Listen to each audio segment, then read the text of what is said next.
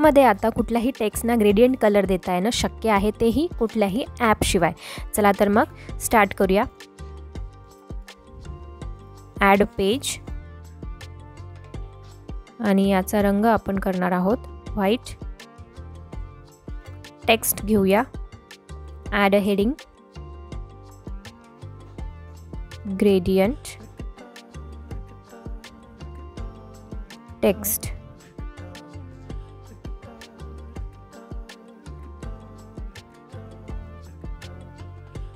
आणि आता याला कलर द्यायचा आहे, तर कलरला सिलेक्ट करू. वरच्या ॲरोला सिलेक्ट केलं आणि तर खाली इथे बघा डिफॉल्ट ग्रेडियंट कलर्स, इथे आपण सी ऑलवर क्लिक करूया. तर इथे बघा भरपूर व्हरायटी दिलेली आहे आता ग्रेडियंट कलर्सची, जी आधी नसायची टेक्स्टसाठी. तर यापैकी कुठलाही एक आपण सिलेक्ट करू शकतो. वेगवेगळे कलर्स तुम्ही घेऊ शकता आणि आपल्या टेक्स्टना छान सुंदर अट्रॅक्टिव्ह दाखवू शकता. आता यापैकी एक मी सिलेक्ट करते आणि जर का त्यापैकी कुठलाही रंग आपल्याला त्यांची प्लेस चेंज करायची आहे तर ती देखील आपण करू शकतो.